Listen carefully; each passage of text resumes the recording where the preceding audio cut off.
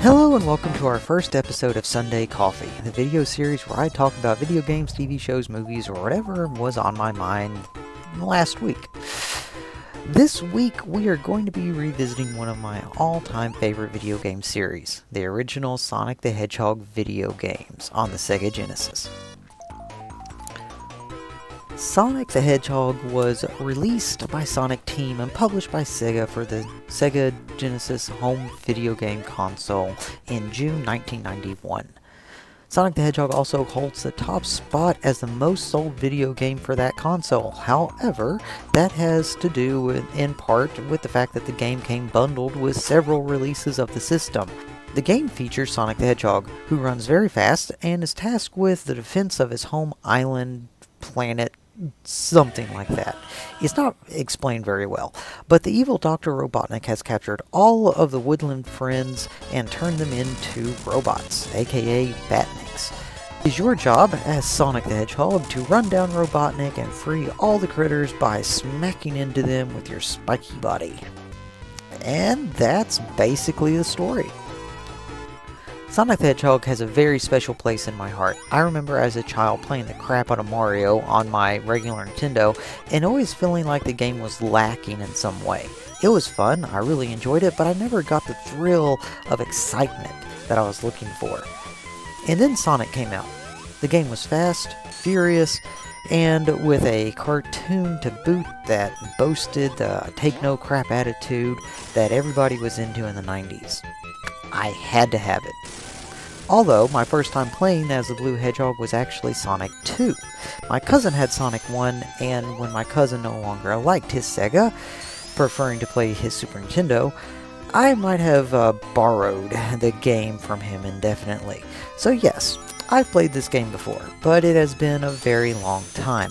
And the game that I most recently played of it was the remastered version on the Game Boy Advance, where there are still a few things I remember about Sonic the Hedgehog, and sadly most were not good.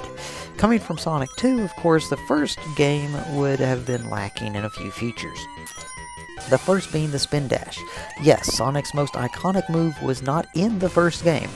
Well, not exactly in the first game.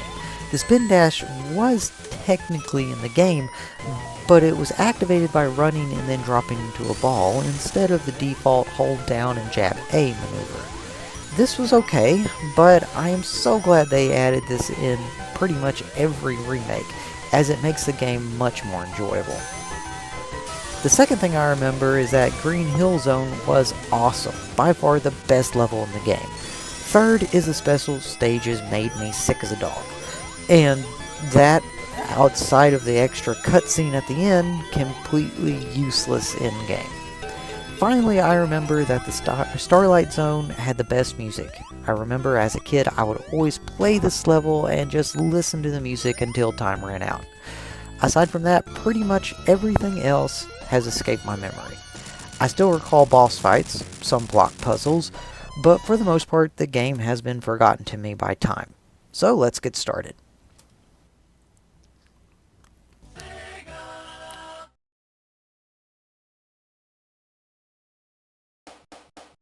Oh, Sonic. The colors of this game are bright, vibrant, and the tunes are catchy. You soon realize that there are some golden floating rings above your head, like shiny things, so I jump and grab them. When you touch the rings, your ring counter goes up. A little ways further, you encounter a ladybug thing. Looks nice, so you touch it, and you lose your rings. And that's pretty much it. That is Sonic the Hedgehog. If you want to damage something, you need to ball up into a ball to defeat somebody, or something. That's pretty standard for platformers of the time. Your rings are your life bar, which is a little bit different than previous platformers, but it still gets the point across. Your rings are basically your life. The first stage is the iconic Green Hill Zone, and yes, it is iconic for a reason. The level rocks. It is awesome. It has everything that you need to get started and play smooth. Ramps, physics, loops, and power-ups. This level has it all, but sadly it goes downhill after Green Hill Zone. please keep in mind that Sega and Sonic Team were new at this. They wanted Sonic to be a household name, but they didn't really know what or how the audience would take this game. So, as a standard business practice, they shoveled everything they could think of into one package, good and bad, and saw what people wanted most of. The result came just a few years later with Sonic 2, but that is another video. There are special stages at the end of each level. These special stages, as I mentioned before, result in nothing important. You can earn special stages by completing a level with at least 50 rings and jumping into a giant ring at the end. You are then transported to an acid trip rotation room that always made me dizzy, even almost 30 years later. This makes me dizzy. There are a few hidden areas for people who like to explore, and those are always fun, but ultimately they don't result in much more than a couple rings or an extra life. The rest of the game plays as a bunch of different games altogether. The second stage is a light puzzle platformer game with tight passageways and lava pits. The third plays as a bouncy house with lots of crush obstacles. I like to think of it kind of like a pinball platformer. Fourth stage is Starlight Zone. I love the music here, the atmosphere, and the all-over feel of the sky. What I don't like about it is the stupid fans blocking your path and death pits. I feel like it was a tribute to the old school platformer games where you need to figure out a maze and watch out for pitfalls, like Zelda 2. Fifth is the water stage, which by default sucks. The stage is sluggish gameplay with platforms and time limits. You have limited air, spikes, trick platforms, and slow gameplay. Sixth is the frustrating zone. This clip sums up the entire zone perfectly.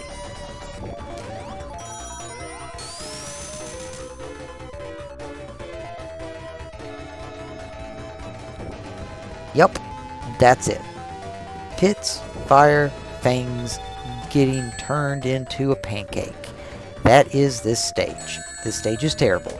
And sadly, Sonic Team kept a stage like this in almost every game they release. It is also towards the end of the game, was made as a way to challenge the players who made it that far. A way to have the players say, oh yeah, I beat that level, it was tough. But no, this falls short. Instead of being challenging, it comes across as cheap jabs. It's like being scared by jump scares. It's effective, it scares somebody, but after the 5th or 6th or 100th time, it starts to get old and ineffective. Cheap jabs are cheap and usually spawn resentment. Yeah, this level is cheap. Needless to say, I don't like it, but to be fair, I don't like it in any Sonic game. Finally, the boss stage, or the final boss stage. Each stage at the end of the third act will have a boss battle, all leading up to the final boss stage. In a running tradition, the Sonic team has stuck with for many games following this one. The final boss fight gives you no rings. One hit and you're done. Good thing that the boss is so simple. Even your first playthrough, you will probably only lose one life before you beat it. Don't get me wrong, easy boss fights are fine, but when your boss is simply a 25% guessing game that you need to get right 8 times, it hardly feels like a fight. It feels more like a cup game where you guess which cup the ball is hiding under. But even those games are suspenseful because you usually have some kind of stakes in it. This, there's nothing to lose. You are basically waiting for the timer to run out. After you beat the final boss, you are awarded with a pretty neat cutscene with Eggman flying away, or Robotnik, however you'd like to say that, and Sonic returning home. And if you collect all the venomous Chaos Emeralds, a bunch of flowers appear. Yep, that's it. So your psychedelic trip through the Chaos Emerald levels results in flowers.